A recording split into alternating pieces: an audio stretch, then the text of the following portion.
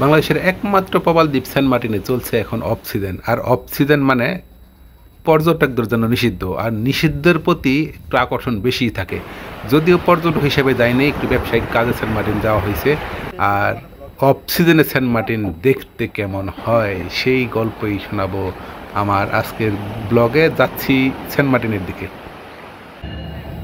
শুরুটা হয় ঢাকা বিমানবন্দর রেল স্টেশন থেকে চট্টগ্রামগামী 702 আন্তনগর সুবর্ণ এক্সপ্রেসে করে। সুবর্ণ এক্সপ্রেসে করে চট্টগ্রাম গিয়ে তারপর এখান থেকে আসলে বাস ধরবো। এই জন্য বিকালের ট্রেন ধরি, এই জন্য আসলে লং টাইমের একটা জার্নি অপেক্ষা করতেছে। রাইট টাইমে চট্টগ্রাম ঢাকা ছেড়ে আসছি সুবর্ণ নিয়ে, আর খুব ভালো টানছে। মাঝে মধ্যে দেখলাম যে 90-এর উপরে গেছে। তো এখন 9:30 এসে চট্টগ্রামে নামলাম। কিছুটা লেট হয়েছে, তো 2-3টা জায়গায় স্টপেজ ছিল, নাইলে আসলে খুব ভালোভাবে পৌঁছতে পারতাম। যাই হোক, এখন বের হই। এরপর স্টেশন থেকে বের হয়ে রাতের খাবার সেরে চলে যাই সিনেমা প্যালেসে। সিনেমা প্যালেসে আমার সেই প্রিয় সৌদিয়া বাস। এমন একটা ড্রাইভার পাইছি, সে পুরা পাগলটার মতো টানছে রাস্তাটা। ভোর 4টার সময় নামাইছে টেকনাফে। গুড মর্নিং ফ্রম তৃতীয়বারের মতো টেকনাফ। গত 2 মাসে 3বার টেকনাফ আইছি। আজকে এটা অক্টোবরের প্রথম সপ্তাহ, আর আজকে আবার ইউনুর কাছে যাব। দেখি সকালবেলা একবারে 5টার সময় বাস থেকে নামছি। হয়তো 9-10টার দিকে অফিস খুলবে, তারপরে ওনার কাছে যেয়ে দেখবো যে অনুমতি শুনলাম যে অনুমতি দেওয়া শুরু করতে অনেক গেছে। তো আজকে আরেকবার একটু ট্রাই করি। ব্যাপারটা খুবই সিম্পল, কিন্তু সোনার হরিণের মতো। মানুষ মনে ভিসা পাইলে এরকম খুশি হয়। যাই হোক, ইন্টারভিউ খুব একটা কঠিন ছিল না। কিছু ডকুমেন্ট সাবমিট করা লাগছে। উনি আচ্ছা, যেটা বলতেছিলাম, আমি মূলত এখন সেন্ট মার্টিন যাওয়ার অনুমতি পাইছি, আর কিছু ডকুমেন্ট সাবমিট করা লাগছে। ওনার একটা গুগল ফর্ম উনি চালু করছে, যারা রিসোর্ট মালিক তাদের বিস্তারিত দিয়ে। তো এই অনুমতি পাইলাম এখন দুপুরে একটা। দেখি ঘাটে গিয়ে কিছু পাই কিনা। ট্রলার ঘাটে এসে দেখি আজকে আর কোনো ট্রলার ছেড়ে যাবে না, সব ট্রলার ছেড়ে গেছে। এখন যাইতে হবে স্পিডবোট ঘাটে। তাই সিএনজি নিয়ে রওনা করলাম শাহপুরী দ্বীপের দিকে। ও, পারমিশন নিয়ে শাহপুরী দ্বীপে চলে আসছি সোজা ইউনিয়ন অফিস থেকে। এখন একদম ফুল বাটা। দুপুর 1:30, প্রায় 2টা বেজে গেছে, কিন্তু আজকে স্পিডবোট পাই কিনা ঘাটে গেলে বুঝতে পারবো। মাত্র ঢুকলাম ঘাটের মধ্যে। আর এই পারমিশনটার জন্য আসলে মানে অনেক করছি, অপেক্ষা বলতে এখানে ওই টিউন অফিসে 4 ঘন্টা সময় লাগছে। আর আগের সময় বাদ দিলাম 3-4 মাস। যাই হোক, পারমিশন পাইছি, এখন যাই। এখন বিকাল 3:30 বাজে, আর আছি শাহপুরী জেটি ঘাটে। এখান থেকে মানে সেন্ট মার্টিনে যাওয়ার স্পিডবোটগুলো মূলত এখান থেকে ছাড়ে। তো সাধারণত সকালের সেশনে, সকাল 9টা থেকে 9টা, 10টা, 11টা, 12টা পর্যন্তই স্পিডবোটগুলো চলাচল করে। তারপর আর যাত্রী থাকে না। মূলত এখানে যাত্রী হইলেই স্পিডবোটগুলো ছেড়ে আসে দ্বীপ থেকে, এবং জেটি মানে শাহপুরী থেকে ছেড়ে যায়। তো এখন কিছু স্পিডবোট আছে, কিন্তু যাত্রী না হলে ছাড়বে না। তো আমরা আছি মাত্র 2 জন, আরও 4-5 জন হইলে মোটামুটি ছেড়ে দিবে। তো সে অপেক্ষায় আছি।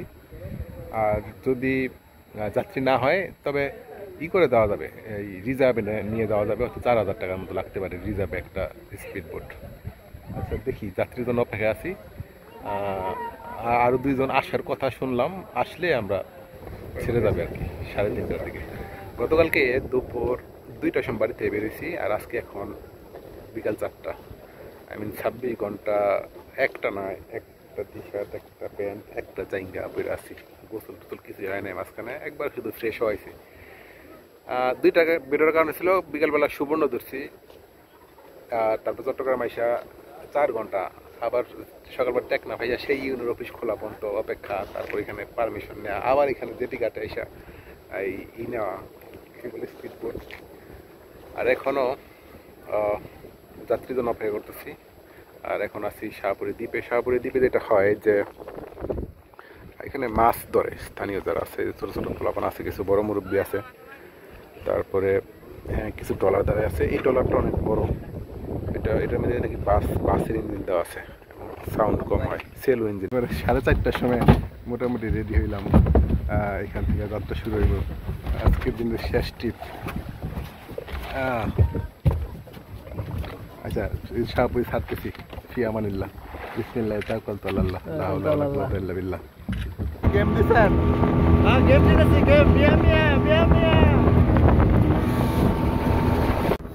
স্পিড বোট ছাড়ার পরে প্রথম অংশ নাফ নদী থেকে শুরু করে একদম যে মোহনা আছে এই জায়গাগুলোতে মোবাইলটা বের করার সাহস পাই নাই। এখানে মানে যেটা চিন্তা করছিলাম তার চেয়ে বেশি বড় বড় ঢেউ ছিল, মানে শুধু আল্লাহ আল্লাহ করতেছিলাম যে আল্লাহ তাড়াতাড়ি সেন্ট মার্টিনে পৌঁছায় দাও। তারপরে একদম দ্বীপের কাছাকাছি যখন দ্বীপটা কাছাকাছি দেখলাম, মোটামুটি এখানে হয়তো 2-3 কিলোমিটারের মতো দূরত্ব, তখন এসে মোবাইলটা বের করা একটু ভিডিও করার সাহস পাইলাম। এবং এই দিন এসে দিই বিকালের সেই রকম একটা মানে সূর্যাস্ত হইব। আর তারপরে আমরা এসে নামি, জেটি ঘাটে নামি।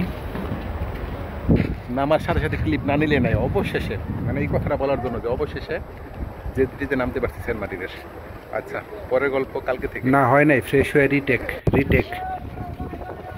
Welcome to Saint Martin. Saint Martin jetty থেকে স্বাগতম, কারণ হচ্ছে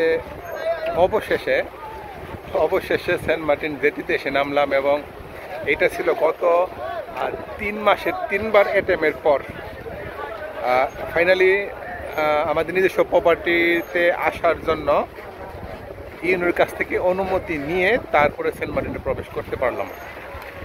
মানে অন্যরকম একটা ব্যাপার লাগছে, মানে অনেক আসছি সেন্ট মার্টিনে, কিন্তু আজকে আসার যে ফিলটা এটা আসলে আলাদাই রকম।